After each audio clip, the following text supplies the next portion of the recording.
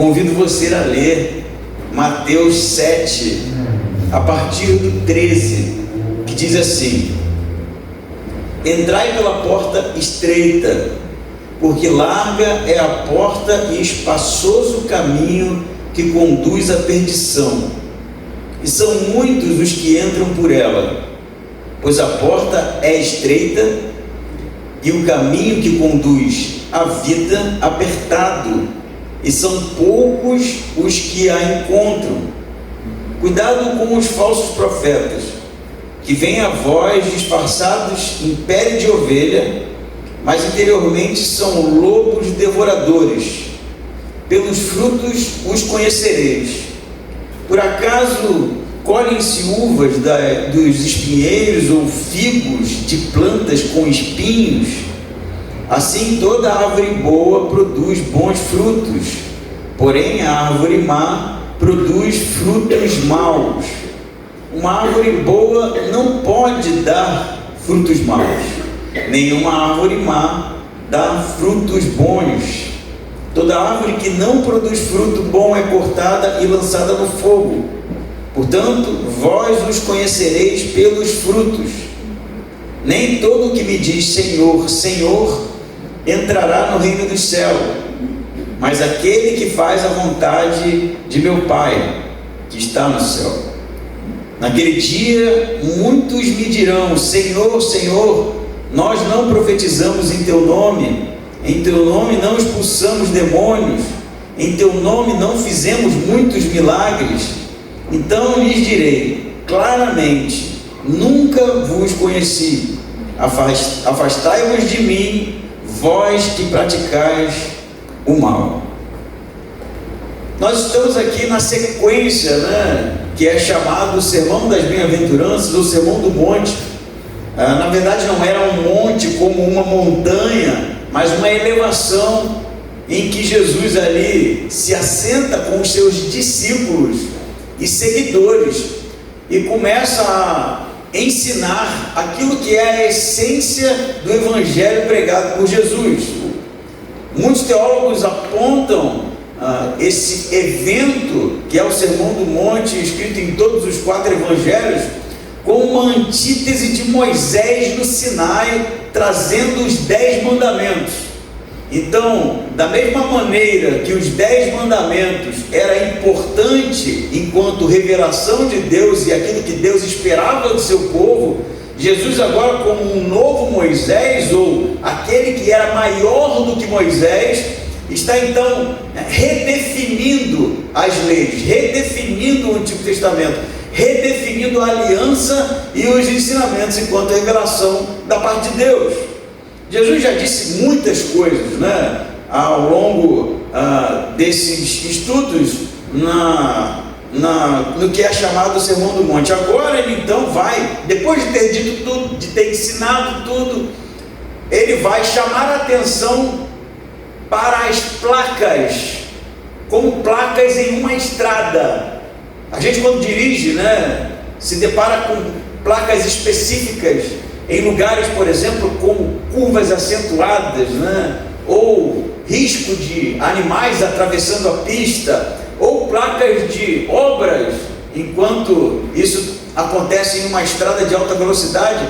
Da mesma forma, Jesus vai apontar para aqueles seus seguidores, aqueles que estavam aprendendo do seu ensinamento, que haviam placas para a atenção deles, que haviam realmente esses outdoors, enquanto coisas que poderiam ser problemáticas na trajetória dos seus discípulos.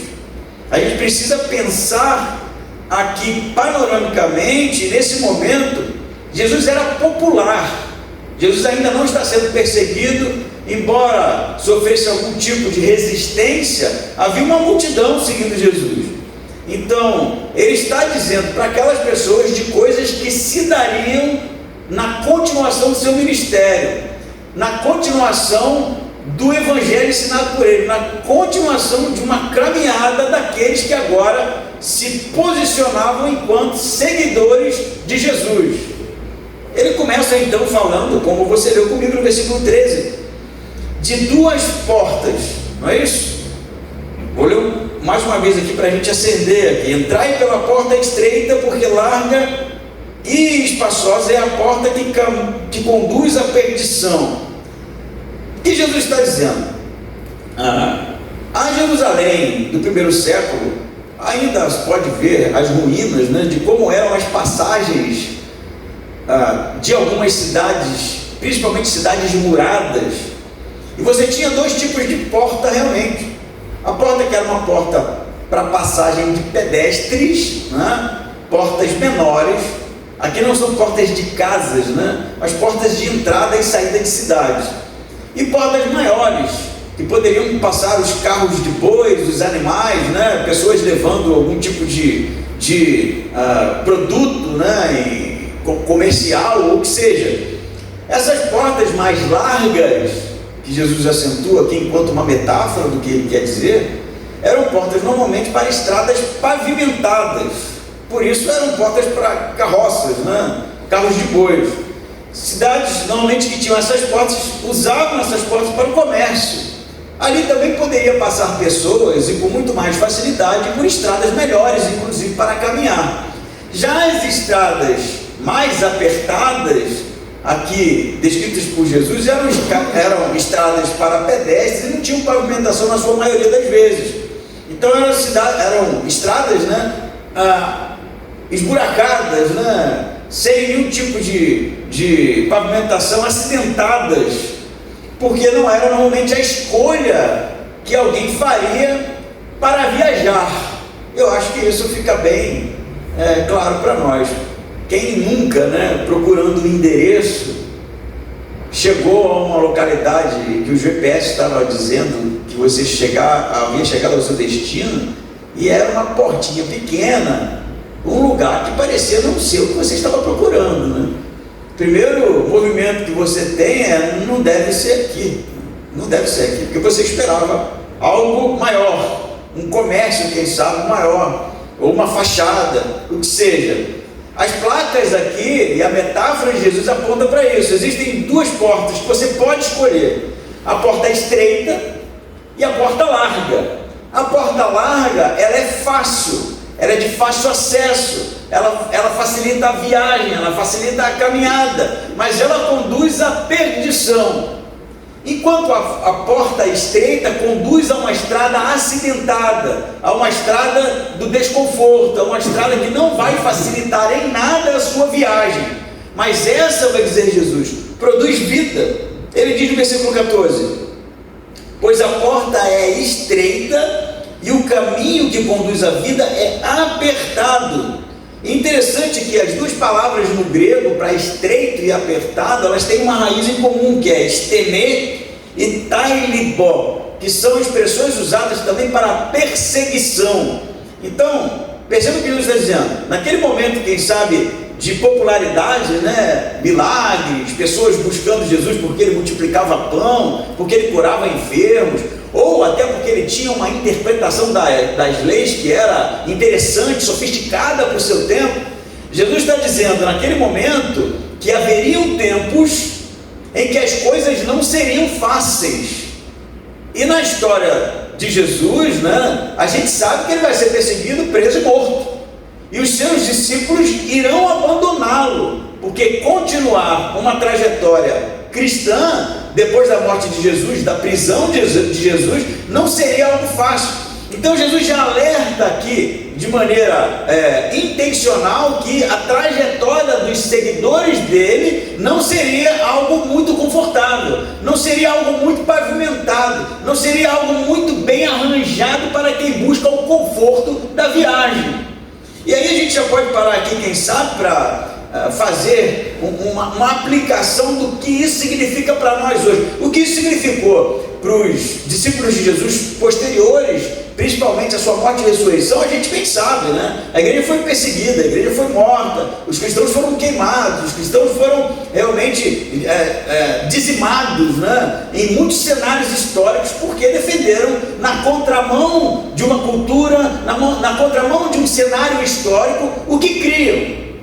A gente sabe muito bem que um dos motivos principais da morte dos cristãos do primeiro século, saindo aqui da esfera de Jerusalém e do judaísmo do primeiro século, era o fato deles entenderem que Jesus era o Kurios, o Senhor, enquanto o Senhor, o Kurios, para o mundo grego, era César. Todo mundo poderia escolher a religião que quisesse em uma Roma que tinha todo tipo de crença, mas você teria que antes reconhecer que César era divino e ele era o Senhor. Se você não fizesse isso, você era acusado de traição. E os cristãos do primeiro século entendiam que o Kurios era Jesus, essa era a crença. E quando eram então levados, pressionados a reconhecerem o senhorio de César, eles não o faziam, e por causa disso eles morriam, eram condenados à morte com acusação de traição. Então o caminho não seria fácil, o caminho dos ensinamentos de Jesus não seria confortável. Hoje nós não vamos ser queimados, né, na fogueira ou empalados, porque professamos Jesus como o Senhor da nossa vida, pelo menos não aqui em Timbó, por enquanto. Embora, né, essa semana eu compartilhei um vídeo do cristianismo na Nigéria, né, que só esse ano, mais de 7.000 cristãos foram assassinados. Mais de 7.000 cristãos. Por ano, na Nigéria, morrem 4.000 cristãos para cima. Isso não é brincadeira, né? Isso lá, o que acontece por conta de grupos radicais islâmicos que perseguem essas pessoas e matam essas pessoas. Então, não é algo que nós aqui no Ocidente estamos imunes, porque isso já acontece no mundo. Mas para nós, o que significaria a porta estreita? Eu digo para você o que significaria. Significaria que o evangelho ensinado por Jesus é um evangelho que confronta a cultura vigente, que confronta o posicionamento da cultura, do mundo, o espírito do tempo, que confronta o posicionamento ético e moral da nossa civilização. E não tem para onde correr. Você pode até não crer que Jesus seja isso ou aquilo, mas você precisa entender que o que Jesus exige dos seus seguidores é que a gente professe e defenda e se posicione segundo os ensinamentos dados por Ele. Então, uma vez que você se posicione assim, segundo o que as Escrituras dizem, segundo o que Jesus ensinou, segundo o que foi a doutrina apostólica, você vai sofrer perseguição. Você vai sofrer algum tipo de retaliação. Não vai ser confortável. Não vai ser confortável. Eu vou ter que repetir isso, porque, né, toda vez que o tema é esse, esse tema, a gente sempre fala de coisas bem semelhantes, né? No trabalho, não é? Na faculdade, na rede social. É muito mais fácil a gente ficar quieto.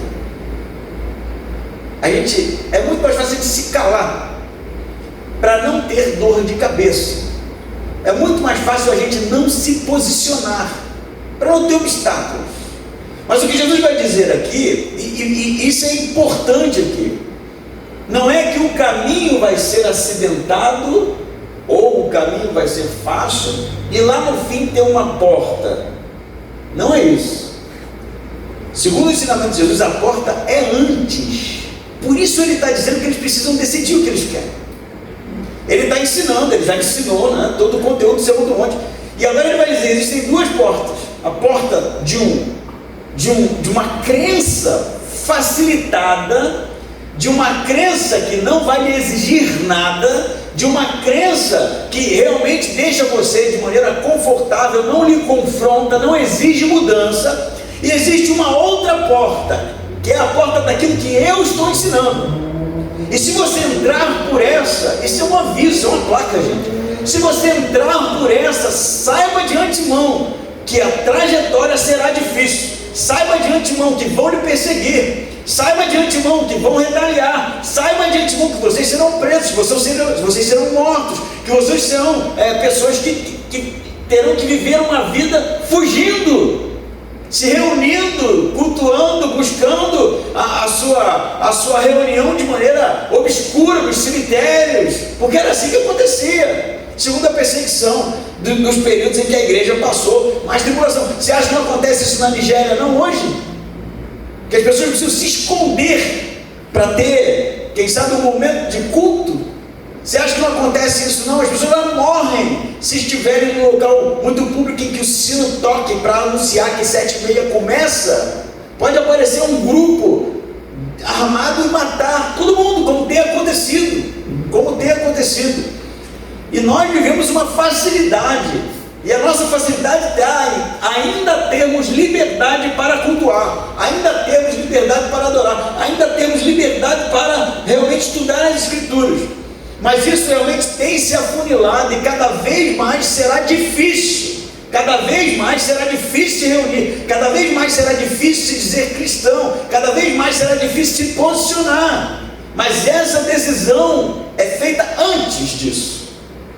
Antes disso. E não depois disso. Se a porta que a gente escolhe é a porta de um cristianismo fácil, eu vou te dizer, oferta tem pra caramba, mano. Eu não sei quantas igrejas tem em Tibó, né? Número exato. Deve ter bastante. Tem para tudo que é tipo. Tem igreja para tudo que é gosto. Mas a porta que você precisa escolher é a porta de um evangelho verdadeiro. Não é a porta da igreja legal. E que isso fique bem claro. Então você está dizendo que a sua igreja é legal? Não, eu não estou dizendo isso não. Você não tem que vir aqui porque essa igreja é legal, nem porque eu sou legal, nem porque a música é legal, nem porque o lugar é agradável, nem porque as pessoas são gente boa. Você precisa buscar uma igreja que ensina o evangelho de Cristo. Essa é a porta que realmente expõe a Escritura para lhe confrontar, que realmente expõe a Escritura para lhe trazer mudança, porque é a palavra de Cristo, é o ensinamento de Jesus que muda a vida das pessoas, que vai exigir da gente posicionamento. Não é sobre grupo, não é sobre lugar, não é sobre lugares comuns, não é sobre o que é mais agradável, não é sobre nem o que eu mais gosto. O que você gosta não importa. A igreja que é legal ou não importa, o lugar que é mais agradável não importa. Essa não é a escolha que nós precisamos fazer. Entende isso? Mas infelizmente nós vivemos isso. Como há muita oferta e muita procura, aí a gente fica escolhendo o que a gente acha mais conveniente para aquilo que a gente quer ouvir, para aquilo que a gente quer participar, para aquilo que a gente quer fazer. Em primeiro lugar, para aquilo que a gente quer. Depois a gente escolhe que tipo de cristianismo a gente vai seguir, porque vai que aquele não é muito legal, não é? Eu já ouvi isso, infelizmente. Não, essa igreja aí o pastor é muito duro, né? Duro eu sou porque eu não tenho dinheiro na conta. Isso realmente eu sou. Mas a gente precisa entender que o evangelho é o evangelho da graça, do amor, do Filho de Deus que morre na cruz por nós, porque somos pecadores. Isso é um gesto grandioso do amor de Deus, e Ele vai de maneira voluntária e se entrega naquela cruz, para que o homem alcançasse, através do evangelho, a graça, para que o homem fosse salvo por Deus. E quando é sobre isso, é sobre amor. Eu não tenho culpa se você só nos visita quando o texto é sobre confronto. E quando ele é sobre confronto, eu tenho que te dizer uma coisa: você precisa escolher isso hoje. Qual é a porta que você está buscando? Se a gente fica buscando argumentos, conteúdos para realmente satisfazer algo que a gente já decidiu de antemão acreditar, tá ok, é um posicionamento, né? Isso precisa ser respeitado. Se você é ateu, ok, isso precisa ser respeitado. Agora, não me venha dizer que nós temos a mesma crença no mesmo Jesus, sendo que o evangelho que você procura é completamente o contrário do que está aqui. Aí não, meu amigo, aí as coisas estão erradas. Aí eu preciso lhe dizer dizer, você precisa procurar a porta que não é um objeto que vai fazer realmente a transição de um lugar para o outro, porque Jesus vai dizer, Ele é a porta. Jesus é a porta que conduz a vida, e junto com a pessoa de Jesus que ressuscitou dentre os mortos, que realmente foi assunto aos céus, está o conteúdo do seu ensinamento, que Ele espera do seu povo. Ou então, nós somos cristãos nominais, aí é outra coisa, nominais, não interessa o que Jesus disse. Eu creio em Jesus como eu creio, por exemplo, que Siddhartha Gautama era uma flor de lótus, como eu creio que OVNIs e gnomos podem existir. A gente entra num universo de fideísmo que vale crer em qualquer coisa, cada um escolhe a sua crença. Mas se nós estamos falando do mesmo Jesus, escolha hoje a porta que você vai entrar, porque a porta que é larga, que é realmente ausente da pessoa de Cristo, os ensinamentos ensinados por Ele e por seus apóstolos, conduz à perdição. Eu já ouvi tantos sermões dessa passagem, e normalmente se fala sobre o mundo e a igreja. Não, Jesus está falando para seguidores aqui, e Ele está falando que teria um evangelho fácil. Ele está dizendo que depois da sua morte era muito fácil. Não, eu não estou com Ele, como Pedro disse, como Pedro fez. Pedro provou isso na carne, e que depois vai ser mudado, mas que mesmo assim haveriam aqueles que se posicionariam e que iriam morrer pelo nome de Jesus e pelo evangelho ensinado por Jesus, porque ainda que a gente morra nesse mundo, Jesus vai dizer, essa é a porta que conduz à salvação. Amém? Vamos ficar em pé e terminar? Não, né? Tem umas coisas, né? Agora você percebe que tem 3 momentos aqui nesse sermão de Jesus. Os 3 é sobre os seguidores, né? O primeiro é a porta. Ele já está dizendo, esse é bem semelhante, embora menos intenso, que o sermão da desistência, né? Quando Jesus diz, a hora que vocês têm que desistir agora, porque ele estava próximo da crucificação. Então ele vai dizer, né, para os seguidores, desistam agora, porque depois a coisa vai ficar feia, né? Aqui ele está dizendo, tem 2 portas, você precisa escolher isso, né? Que porta vocês vão seguir? Então é sobre os seguidores de Jesus. Para nós isso é sobre o evangelho fácil e o evangelho bíblico. Existe isso hoje? Não. Evangelho fácil? O que é o evangelho fácil? É aquele que ele reconstitui o evangelho original. Por exemplo, falar de evangelho falso, antes de falar do falso profeta, né? A gente está com um surto aí de bebida falsificada. Mas quem comprou, não sei, especulo, comprou porque foi barato. Encontrou alguém vendendo um preço muito convidativo, comprou, né? Porque ele não comprou de quem vende o original, que pega o preço de mercado. E aí quem bebeu, mas bebeu achando que estava bebendo o original, correto? O evangelho falso, a porta larga, ela é parecida, mas não é igual, porque ela mata. Segundo Jesus, a porta verdadeira, que é estreita, é cara, né? Porque a original, ela conduz a vida, apesar dos percalços. No segundo momento ele vai falar, se tem a porta falsa, tem o falso profeta. Ainda que você escolha a porta certa, ela tem buracos, né? Ela vai ter deslizes, ela vai ter objetos aí que vão dificultar a trajetória. O primeiro deles é o falso profeta. O que Jesus diz? Leia de novo aqui, para a gente acender a ideia. Cuidado com os falsos profetas, que vêm a voz disfarçados em pele de ovelha, mas interiormente são lobos devoradores. É interessante isso, porque a gente já faz um salto logo, né? Óbvio, você leu comigo, já pensa em nosso período, né? O nosso tempo dos falsos profetas. Mas e Jesus? Que tipo de falso profeta existia no período de Jesus para ele estar falando isso, né? Não havia ainda quem pregasse um evangelho distorcido. O evangelho ainda está em construção aqui, no sentido pedagógico, né? Mas haveria posteriormente, como Jesus está falando de algo para frente, né? Como por exemplo, a porta difícil seria provavelmente o período final do seu ministério, morte e ressurreição e perseguição da igreja, né? Da mesma maneira, você vai em lendo os evangelhos, percebe que depois da comunidade já organizada, né, Jesus morre, ressuscita, aparece para os apóstolos, e aí começa a pregação do evangelho, começa a se formar comunidades dentro de Jerusalém e fora de Jerusalém, através do apóstolo Paulo. E aí você já vai ver as cartas, tanto de Paulo, quanto de João, quanto de Pedro, combatendo falsos mestres.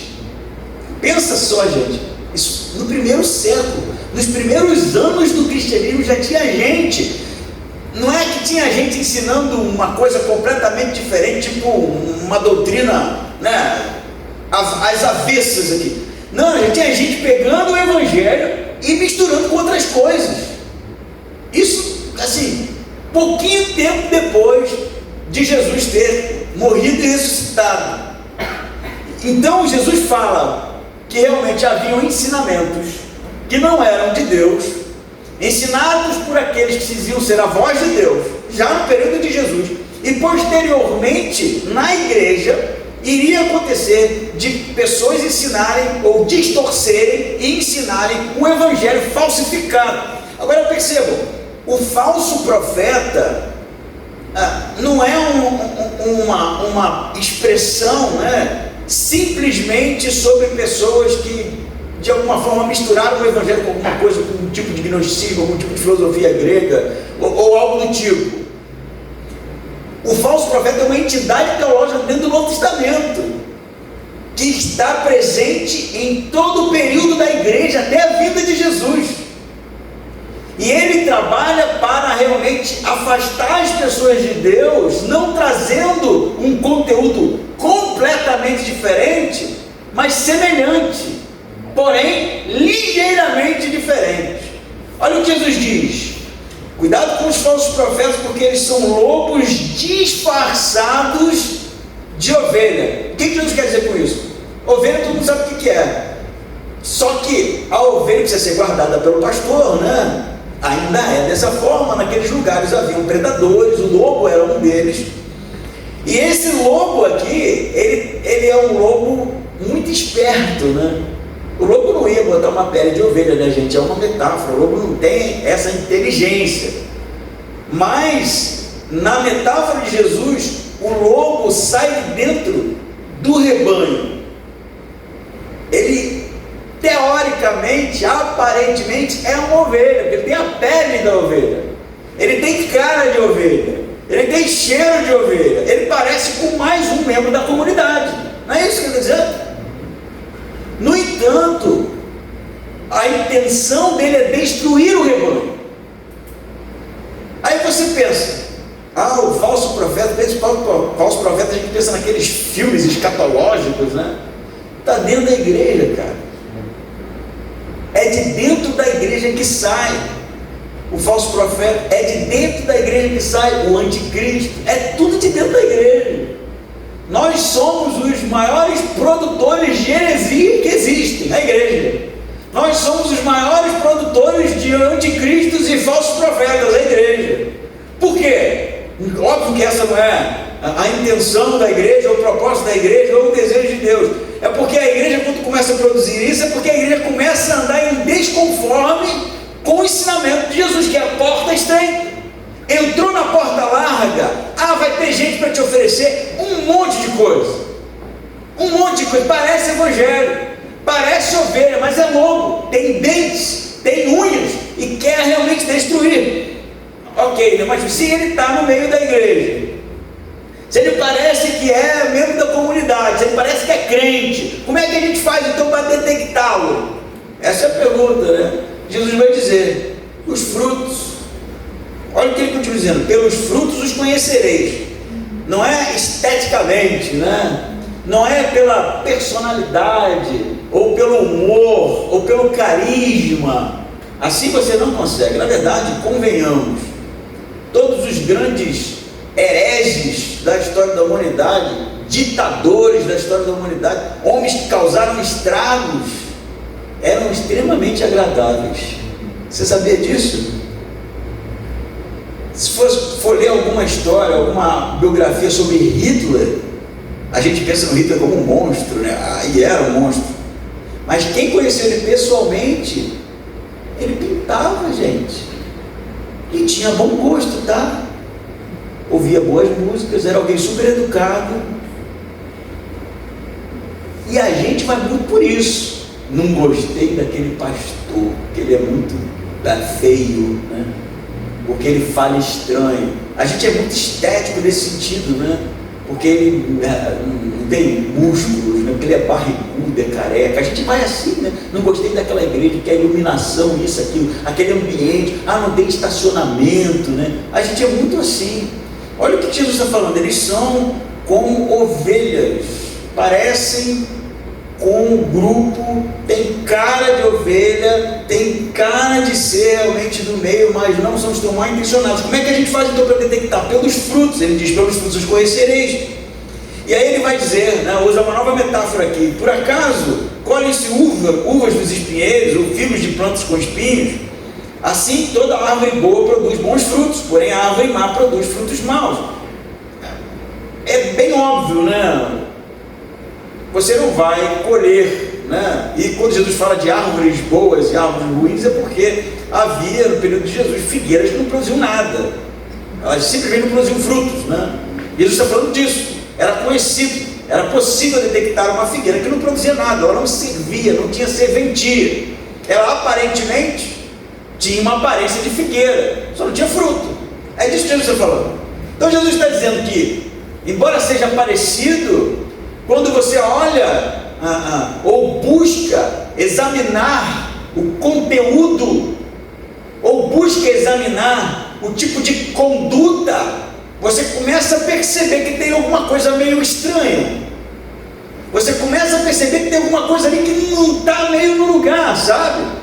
Não é sobre uma estética, ou sobre humor, ou personalidade, ou qualquer outro tipo de coisa nesse sentido. É sobre ser fiel àquilo que Jesus ensinou, a porta, o conteúdo do Sermão do Monte, aquilo que ele havia insistido até agora. Pode parecer que é ovelha, pode parecer que é do grupo, pode parecer que é crente, pode andar com Bíblia, pode conhecer as Escrituras, mas quando você ouve o que está ensinando, se for ligeiramente diferente daquilo que Jesus ensinou, ele é lobo, e ele está buscando a destruição do rebanho. Isso vai acontecer no primeiro século, vai ser combatido por Paulo, por João, por Pedro, por homens que já estavam dentro da igreja, tentando destruir a igreja, tentando ensinar teologias estranhas, misturadas com filosofia grega, misturadas com um próprio gnosticismo. E você vai ter hoje, na verdade você sempre teve, só que hoje há uma proliferação disso muito óbvia.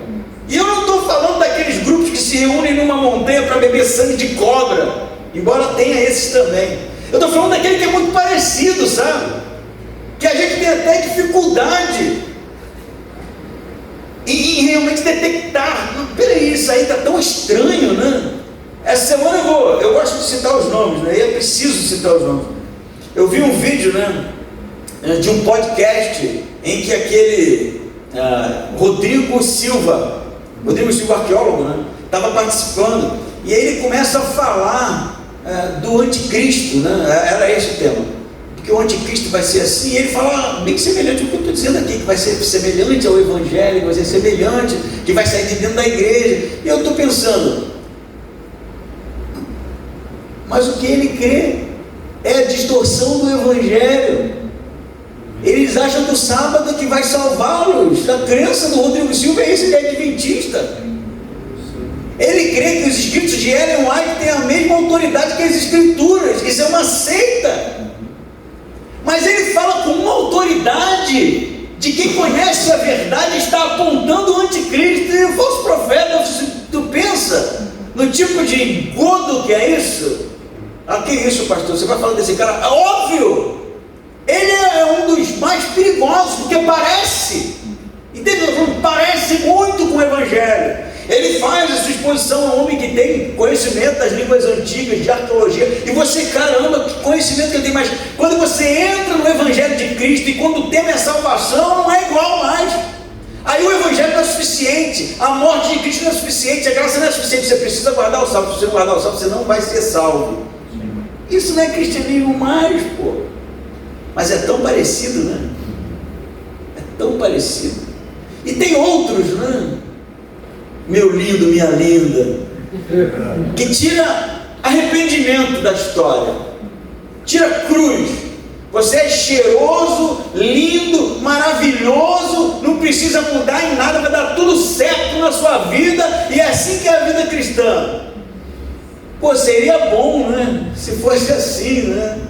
Eu, com todas as minhas bagaceiras, né? Com todos os meus pecados, com toda a minha distorção da realidade enquanto uma cognição carcomida pela queda, achasse o que é bom, e Deus simplesmente fosse lá e, não sei se você quer, filho, toma. Seria ótimo assim, mas não é ótimo. Na verdade é destruição, porque a gente não sabe o que a gente quer, a gente se engana, achando que sabe, achando que é melhor para nós, achando que aquilo que a gente tem convicção, e a palavra convicção é uma palavra problemática quando colocada em lugares errados, é realmente o que vai nos dar segurança, né? Ainda mais num tempo que nós vivemos, que você precisa ser o tempo inteiro positivo, né? Acreditar nas conquistas, acreditar que o universo irá colaborar. Tá.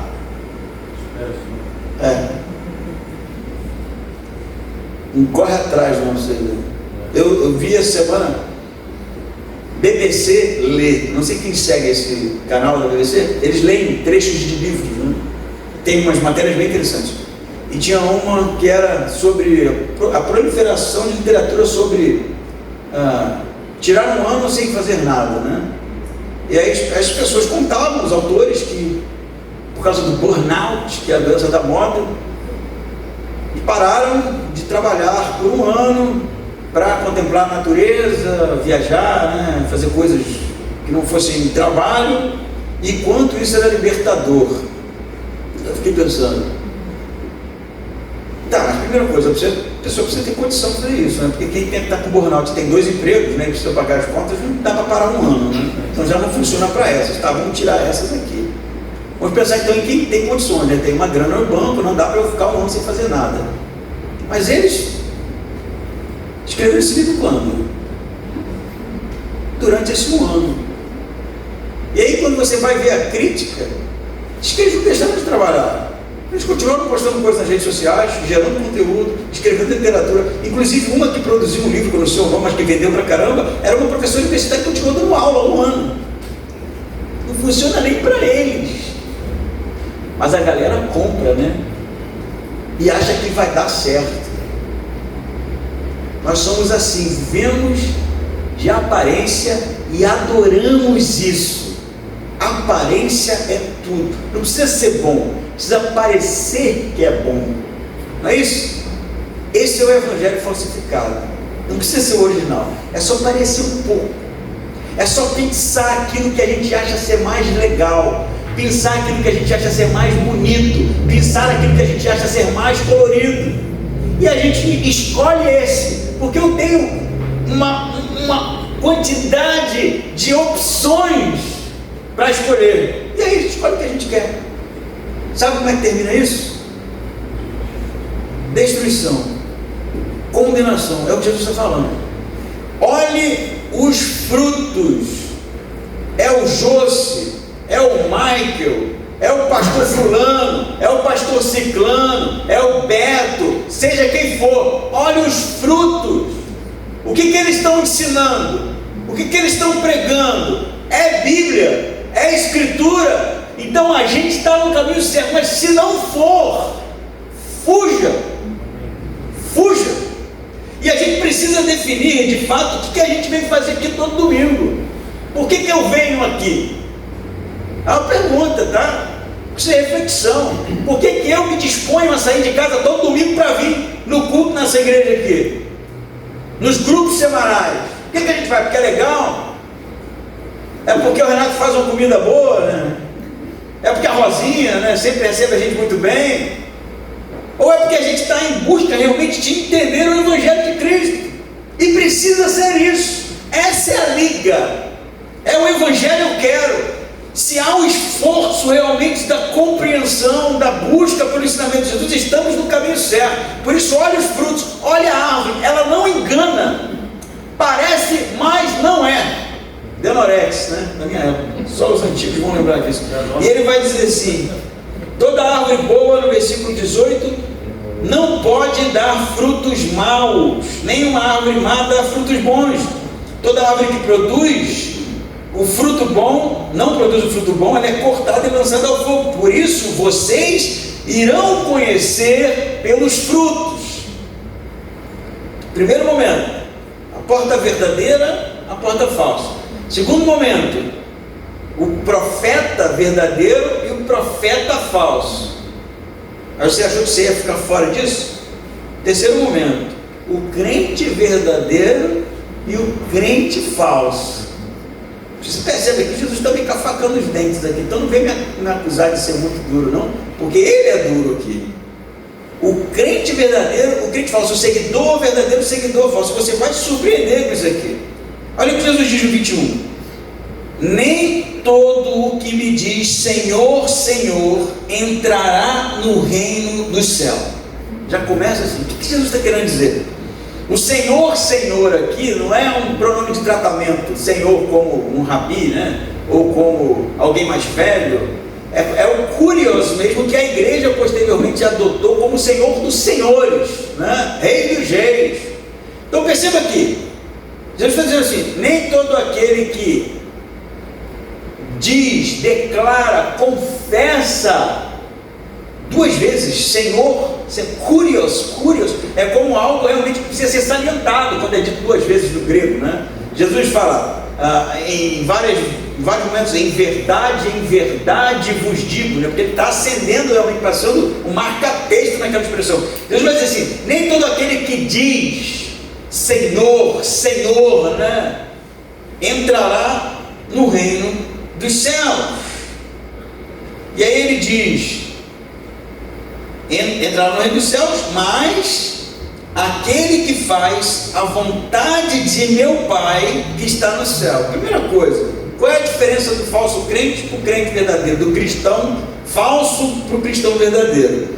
Não é a confissão de fé, não é confessar um conteúdo teológico correto. Perceba aqui, nem todo aquele que reconhece Jesus como o Senhor, e essa é uma confissão que nós achamos, né, que realmente precisa ser ensinada, confessar Jesus como Senhor. E a gente diz: se você confessar Jesus como Senhor da sua vida, você será salvo. É isso? A confissão pela confissão não salva. O que salva? O que faz do cristão ser um cristão verdadeiro? Fazer a vontade do meu Pai.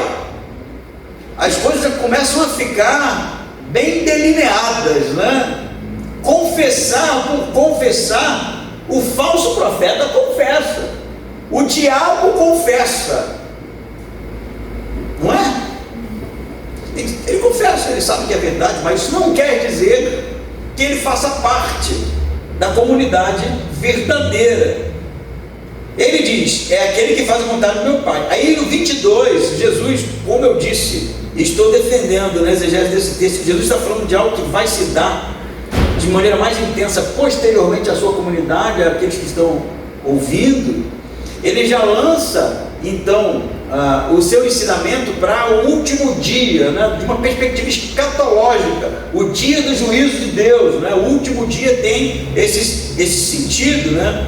Ele diz: naquele dia, ou no dia que Deus irá julgar todas as coisas. Isso é bem interessante, porque para aqueles que dizem, né, que a divindade de Jesus, o fato de Jesus ser Deus, é algo construído posteriormente, né, pela comunidade de João, que é um evangelho muito mais claro acerca da divindade de Jesus. Perceba que em Mateus, né, Jesus já se coloca como aquele que irá julgar no último dia, algo que para um judeu do primeiro século só poderia ser Deus o juiz, né? Não um homem, um mestre ou um profeta, seja lá o que for. Jesus diz: naquele dia muitos me dirão. Isso é interessante. Jesus se coloca no último dia, no dia do juízo, que Deus julgaria todas as nações, como ele sendo o que estará julgando. Naquele último dia, ou naquele dia, muitos me dirão, de novo, Curios, Senhor, Senhor. Aí agora que fica interessante: não profetizamos em teu nome? Eles profetizaram em nome de Jesus, eles ensinaram em nome de Jesus, eles predisseram o futuro em nome de Jesus. A palavra profecia tem todos esses essas camadas, né? Daquele que fala em nome de Deus, daquele que fala acerca das coisas vindouras. Eles falaram: Senhor, Senhor, né? Meu Senhor, nós não profetizamos em teu nome. E Jesus me diz assim: quando? Não estou lembrando. Tem registrado isso? Jesus não nega, não. Provavelmente foi isso mesmo, né? Na metáfora de Jesus, o que ele quer dizer é que profetizaram em nome de Jesus. Ah, tá bom, pastor, qualquer um pode falar em nome de Jesus ou ensinar em nome de Jesus, mas o nome de Jesus eles expulsaram demônios. E não está dizendo, Jesus não está dizendo que eles poderiam ter expulsado. Eles expulsaram mesmo. É como se em uma manifestação demoníaca eles impusessem as mãos e falassem em nome de Jesus, o demônio ia embora, gente. Percebe isso? Se a gente visse isso, né? Imagina eu aqui pregando um dia, todo mequetrefe, do jeito que normalmente vem, aí aparece alguém endemoniado aqui, ou em nome de Jesus, o demônio vai embora, a pessoa fica boazinha, você fala: caramba, esse é o cara, velho, tu viu? Aquela pessoa estava 30 anos nesse estado, em uma hora, o que você ia dizer? Que eu sou, né, o cara verdadeiro, né? Esse aí é o profeta de Jesus, né? Ele está dizendo: ó, profetizou em meu nome, expulsou demônio em meu nome. Ah, tá bom, pastor, mas poderia ser uma expulsão fajuta, né? Dessas aí da Universal, né? O pessoal é pago para interpretar o capiroto lá e todo mundo finge que acredita. Mas Jesus diz mais, ele diz: em teu nome não fizemos muitos milagres. Poxa, se o cara profetizou, aconteceu, expulsou demônio, demônio saiu, fez milagre, velho. O cara chegou aqui com a mãozinha assim, ó, trofiada. Eu botei a mão ali, ó, Senhor, em teu nome, a mão aqui, ó, ficou normal. Mas tu nunca mais sai dessa igreja. Nunca mais você. Não, eu vou lá, cara, eu vi com meus olhos. Ele orou em nome de Jesus e a mão da pessoa. Esse é um profeta. É isso que Jesus está dizendo? Não, eles profetizaram em nome de Jesus, eles expulsaram demônios em nome de Jesus, eles curaram em nome de Jesus, mas Jesus vai dizer: eu não vos conheço. Pensa nisso, gente.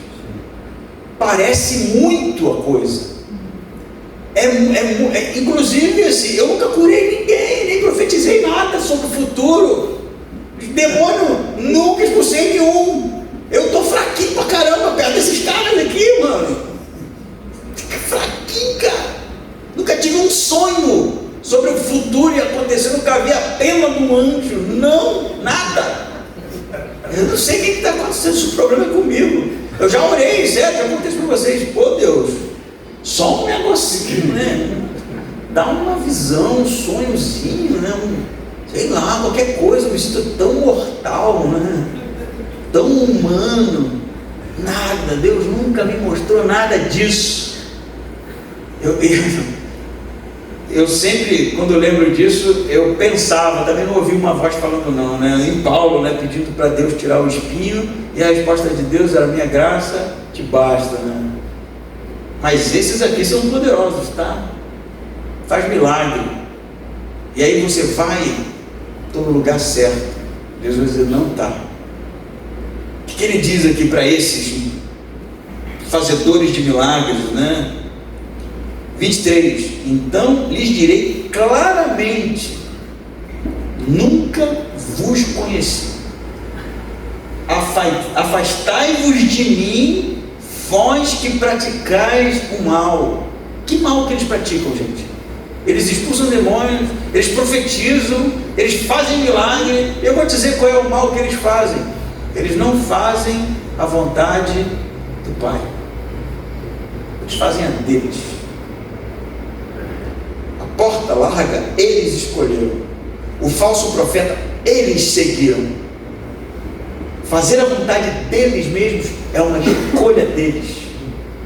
Porque os verdadeiros seguidores de Jesus são os que escolhem a porta certa, que é a porta do Cristo, que encaram o caminho realmente dificultoso, são aqueles que identificam o falso profeta, por isso estão juntos realmente na defesa de um evangelho verdadeiro, e são aqueles que realmente fazem a vontade do Pai. Fazem a vontade do Pai. E a pergunta que fica para nós é: qual é o nosso motivador para a caminhada cristã? O que te motiva? O que te leva a continuar? O que te leva a professar? São milagres? São curas? São profecias? É um evangelho realmente facilitador, fácil, que tudo é bonito e tudo é cheiroso, não exige nada de você? Se você está nesse caminho, essa placa aqui está dizendo: atenção!